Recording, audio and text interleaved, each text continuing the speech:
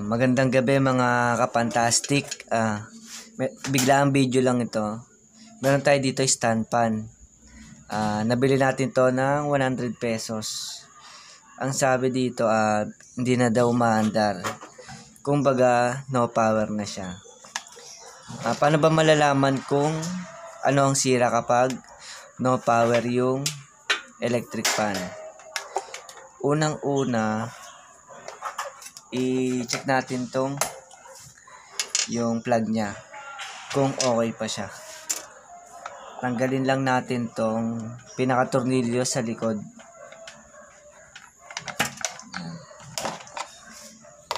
Tapos gamit tayo ng tester syempre.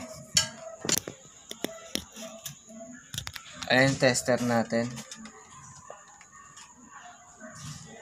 Ayan. Gumagana siya. Tapos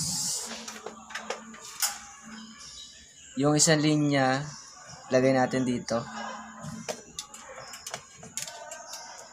Tapos yung isa naman lagay natin hanapin natin yung sa plug kung saan siya lumusot. Yan dito.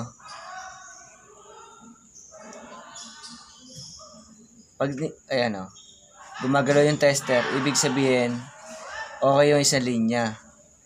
Tapos lipat naman natin to sa kabila. Tapos doon naman sa kabila naman sa isang line naman ng plug.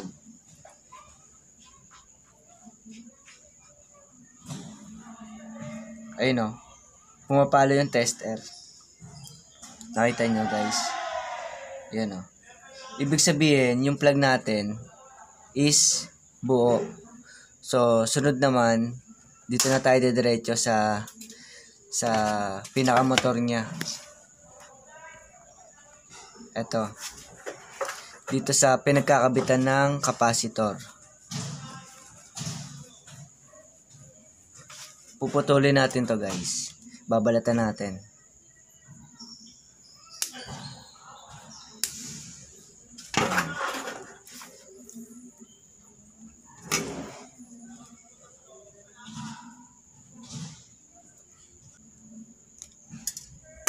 Ayan guys, nabalatan na natin. Siyempre gamit ulit tayo ng tester.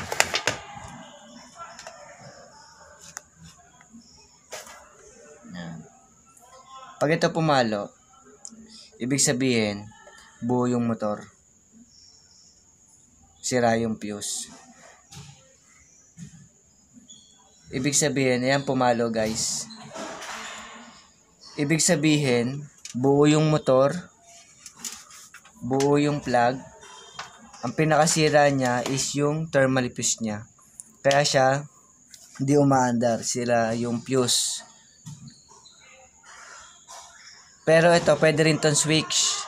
Pero bihira to masira yung switch na ganito. Kaya hindi na natin to itetest.